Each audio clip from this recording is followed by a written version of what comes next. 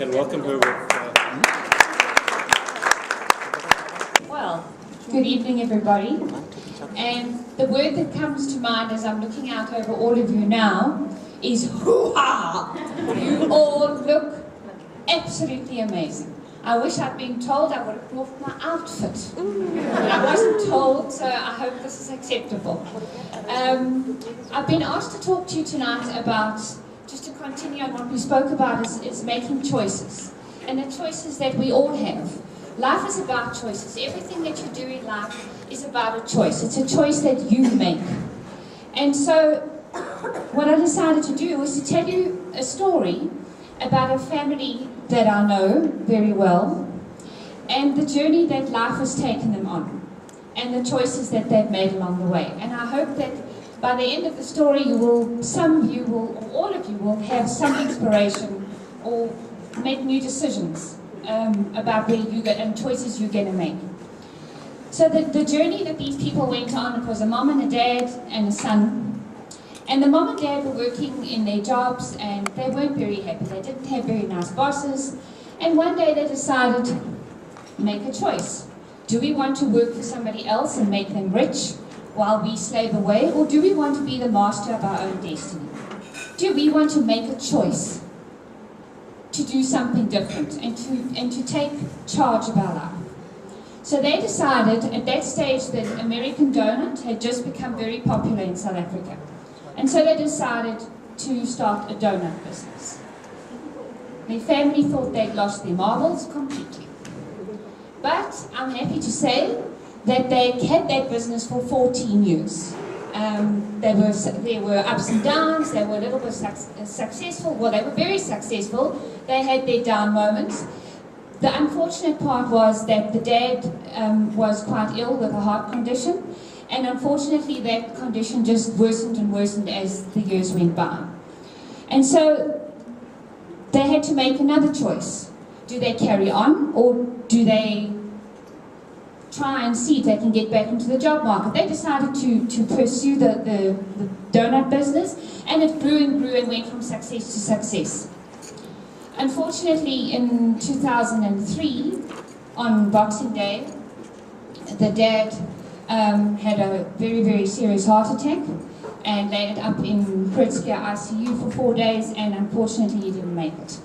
It was a very, very sad time because the family had actually grown to such an extent that they'd had to move from working at home. They had a bakery at home, and they had moved into a factory, and they were then moving to an even bigger factory. And unfortunately, on the 30th of December, the dad passed away, and they were scheduled to move their factory on the 31st. And hey, you know what? Life goes on, and what can you do? So again, they had to make a choice. The mom and the son had to make a choice. Do we lie down and cry, or do we get up and box on? Life goes on, and again, it was a choice we had to make. They had to make. And so the next morning, they had to move their factory, and on New Year's Day, they were busy putting up shelves and installing ovens and all sorts of things. So that was a choice they made. They chose to stand up and box on. And I think, for me, that shows a tremendous amount of resilience. You have to have resilience to do that. And that's also important in your life. You've got to decide, how resilient are you? Are you going to stand up? Are you going to fight on? Because we all have that strength within us, but we have to decide to tap into that strength. And so they moved their factory, and unfortunately, due to circumstances, the bank came along and said, sorry, you're going to lose your house. So 2 months later, they had to sell their house. And 2 months after that, they had to move their factory again. So for about a year, they had a very, very difficult time. But every single time something like that happened, they decided to stand up and box on. They made choices in their lives. They weren't easy choices. They were difficult choices. But the fact is, they didn't lie down and die. They had a victor's mentality rather than a victim's mentality. Because life will throw you curveballs. It always will. But it's how you decide to respond to those curveballs and what you do with that decides on where your path is going to go. And eventually they decided they did keep the business kept going, and eventually they sold the business. And the son and the mom went on their own separate paths. Now, I happen to know the story very, very well because it's my story. And I'm telling you this story simply because I think for me the journey has been, people have said to me, how did you do this? How did you get through all of that? And for me it was a choice. I chose that I wasn't going to be a victim, that I was going to take what I'd learned and turn it into something positive. I had a saying, Tony spoke about Neil Donald Walsh earlier today, and he actually gave me some CDs and I was listening to them, and at 4 o'clock one morning I heard this phrase, and I'd listened to the CDs a few times, and I'm going to say it slowly because you've got to really think about what I'm saying, but it turned my life around in a second. And the saying was this: in the absence of is not, is not. And to put that simply, it's basically saying, if you don't have the bad stuff in your life, if you don't have the is-nots, how do you know when the is's come along? How do you know when the good stuff? You've got nothing to measure it against.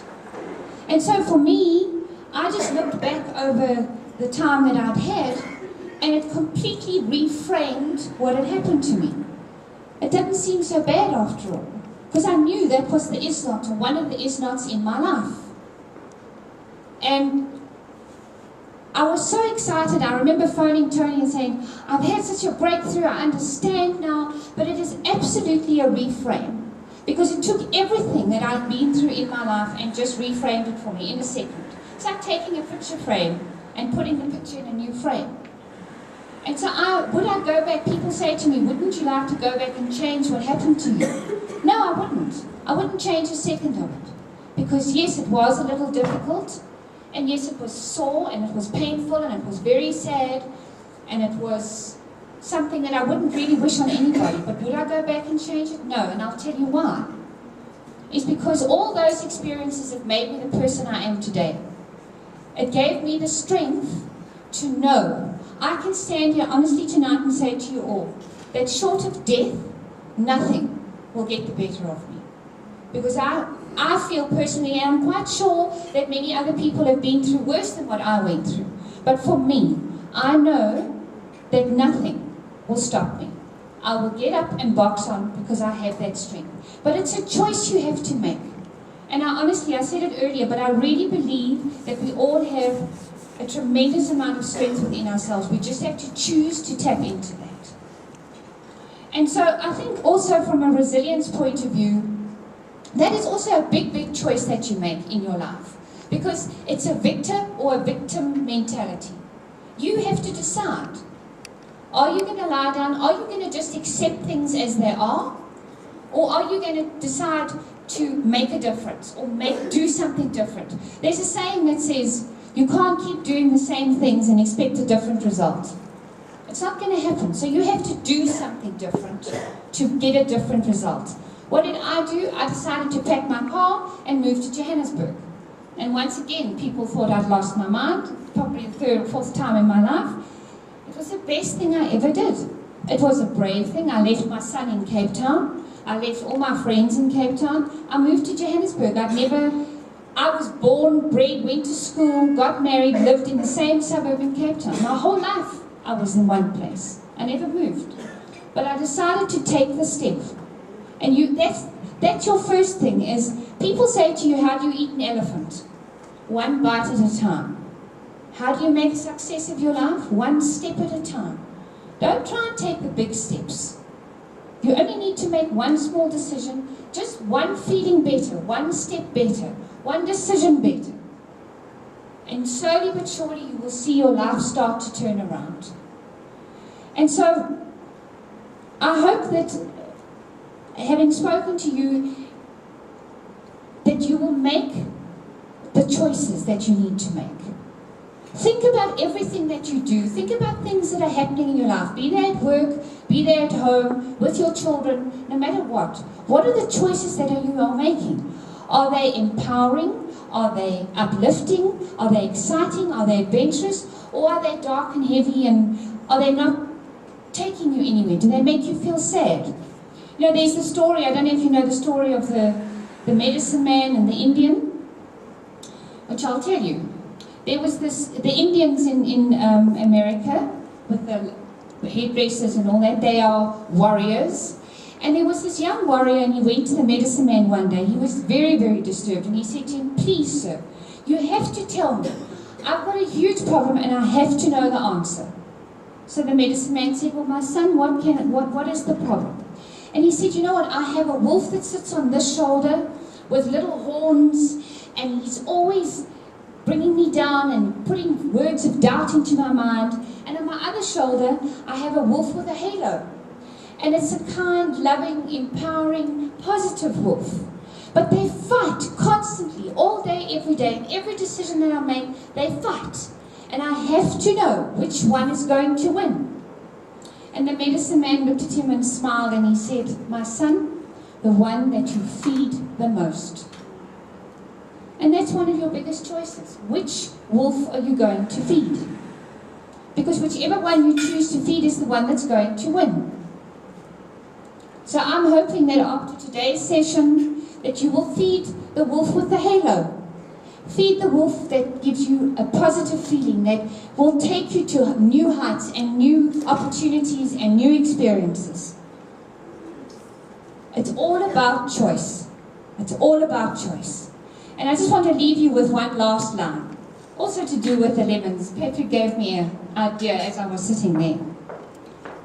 When life gives you lemons, make lemonade. Thank you.